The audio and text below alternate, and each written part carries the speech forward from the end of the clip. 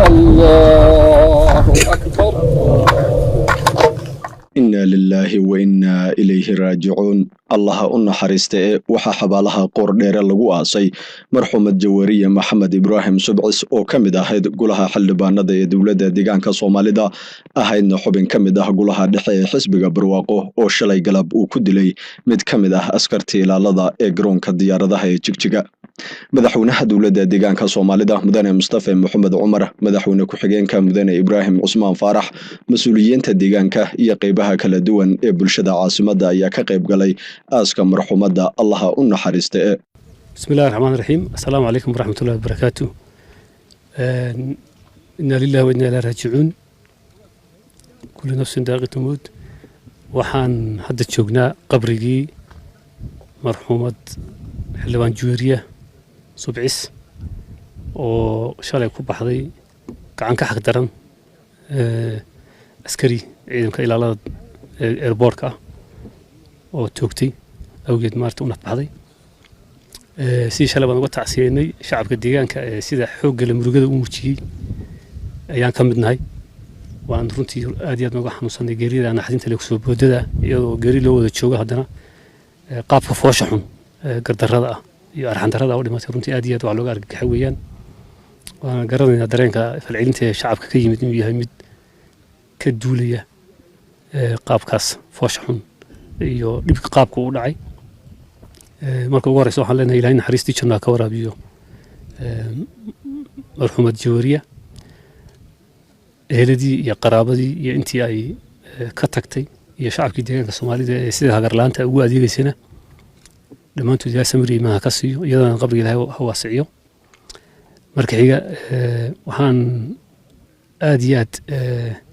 ula xanuunsanaynaa shacabka guweyn ka cadhooday dhibtaas dhacday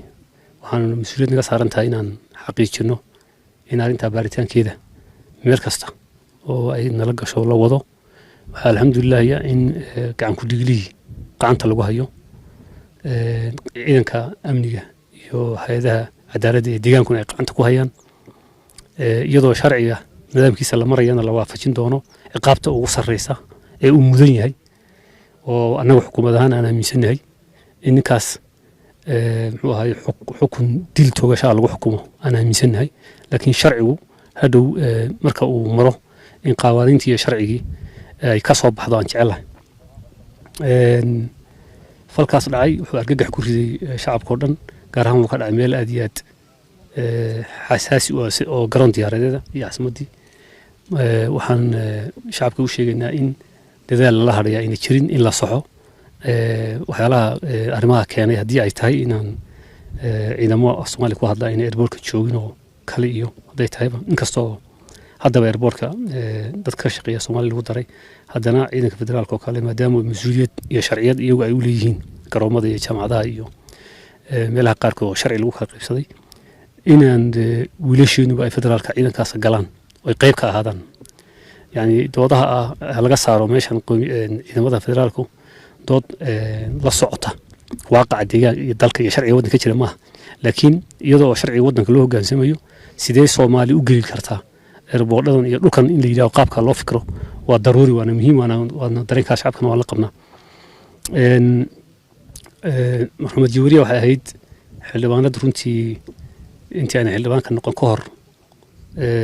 aad iyo aad loo yaqaanay oo shaqooyin fara badan hay'adii u shaqeynaysay ee uu siiyo shaqooyin kale oo haysaba runtii dadka u heelan inay wax nafteeda dhaafsan ka shaqeyso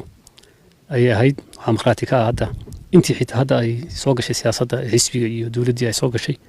hawlo waaweyn oo dadka xutalaya qabanaysa baa jira waxaa ugu horeeya iskuul hadda ay gacanta ku haysay oo iskuul caalami oo magaalada ay ka sameynayso runtii aad iyo aad u bedeli lahaa heerka waxbarashada ee deegaanka gacanta ku haysay qof ballaaran oo muxuu ahay dad fara badan iyo asxaab fara badan yale oo shaqo u heelan been mar walba dooditaanka xuquuqaha dadka Soomaaliyeedna runtii aan ka gabanin oo mar walba la soo istaagta fagaaro walba iyo meel walba in dhibaatooyinka shacabka Soomaalida soo gaara ama waxyaalaha meelaha qaarkood gacan bidixaynta tooshka ku fiya ahayd marka xubin weyn oo cod u ah shacabkeena ayaan weynay aad iyo aad ayaan maaragtay nagu ducaynaynaa waxaan samayn doonaa wax walba oo kaalintan naga saaran in eeladii iyo qoyskii iyo ciddii ay ka tagtay iyo shaqooyinka ay ka tagtay qabyadaha dhammaystirkoodii iyo hagaajinteedii inaan ku muujinno jacaylka aan u qabno walaashay naga dheelmatay inaan si dhaba uga mari dhalino yaa nala quman waxaa kaloo halkan iyagana uga tacsiyeynaya dadka dhaawacmay oo ku jiro xildhibaan injineer cabdirashiid cumar haaguf oo isaga iyo walaashiiba ay ku jiraan qofka kale dhaawacmay waa jawariya walaasheed iyaduna iyo dhowr qof oo kale oo dhaawacmay baa jira inta ugu culus waa intaa iyagana injineerka iyo ehelada iyo cidda kale ee dhaawacantay waxaan leenahay ilaahay caafimaad degdeg ha idin siiyo sidii shalayba markii aan soo booqanay aan ballan qaadnayna meel walba oo caafimaadkoodu uu galo xukuumaddu ay garab taagan tahay waana ka caawinayna eheladii iyo qaraabadiina arrintaa waan la socodsiinay falkaa dhacay in xukuumaddu ay garab u noqoto oo ay mida ka tirto mas-uuliyad ka saaran weeyaan intaa marka laga tago waxaan shacabka codsanayaa in ay iyagoo xaqula inay dareenkooda muujiyaan haddana waxyaalaha dowladnimada inaga duminaya waxyaalaha fowdada keenaya in laga fogaado bahda saxaafadda dhalinyarta social mediaha iyo cid waliba waa inay qawaaniinta iyo xeerdaafka xayndaafka sharciga ayna ka tallaabsan oo waxay iyagu jecel yihiin ayna damcin bulshada in lagu maamulo bulshada sharciga isku maamushaa marka doodaha qaarkood dadka lagu dhex tuurayo in cid walba si ay sabta uga faa'iidaysan karto in la ogaado weeyaan gacan ku dhiiglihid gacanta lagu hayaa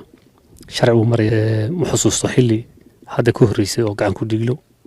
hay-adaha amniga ee hadda maanta falka geystay ah oo soomaali gacanteeda loo soo geliyo ma xusuustaan intaan garanayo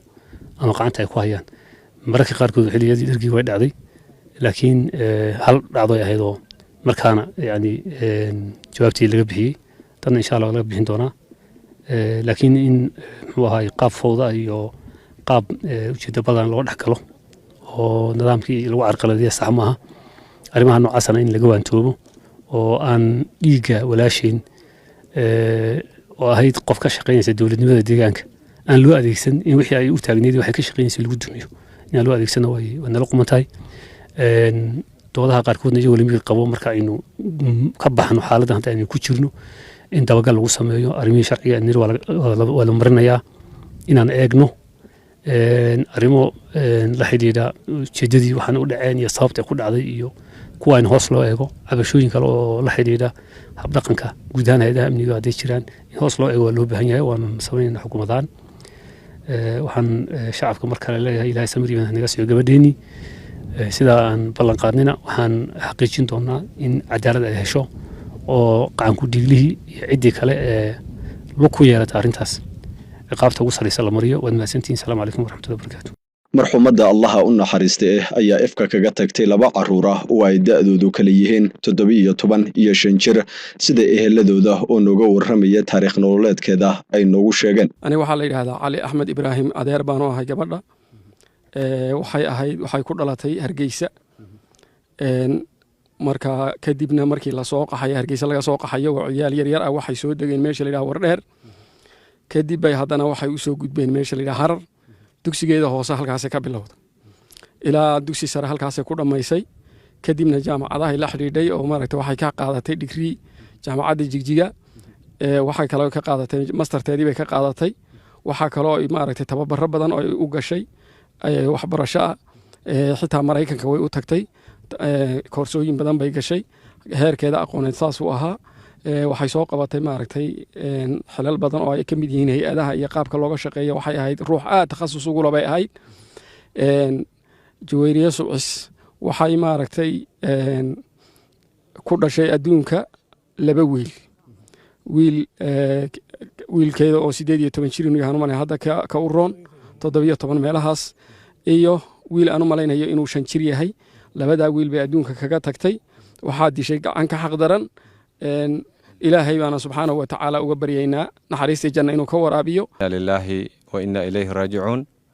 allahuma ajurna fi musiibatina haadihi wakhlufna khayra minha ilaahay ha u naxariisto jaweeriya gacan ka xaq daran baa dishay ilaahayna waxaan uga baryaynaa inuu jannatul firdaws al-aclaa geeyo haddii aan nahay odayaashii iyo ama Soomaaliyeed gaar ahaan odayaashii gobolka Doolo iyo dadka deegaanka ay ka soo jeeday waxaanu u tacsiyeynaynaa ehelkii dawladdii oo ay xubin ka ahayd hadday tahay dawladda xildhibaanayo iyo haddii ay tahay xisbiga talada dalka haya waan uga tacsiyeynaynaa shacabka Soomaaliyeed iyo dawladda iyo dhammaan ummadda Soomaaliyeed ee runtii ka dhidhiday oo waxa weeye shucuurteedii iyo dareenkeedii ku muujisay sida ay uga xun yihiin falkaas gardarrada ahaa oo lagula kacay gabadha xildhibaanada ah waxaan leenahay dawladda aan leenahay waxaan u baahanahay ciddii dhibaatada geysatay xadgudubka geysatay jariimada dilka geysatay in wixii ay abaal u lahayd oo ay Jawaariya marta iyadina la mariyo iyada oo aanan ka boodsanayn qaanuunka dalka iyo shucuubta Itoobiya labadaba haddana waxaan u baahanahay wixii ay waajib xaq u lahayd gabadhaas in la mariyo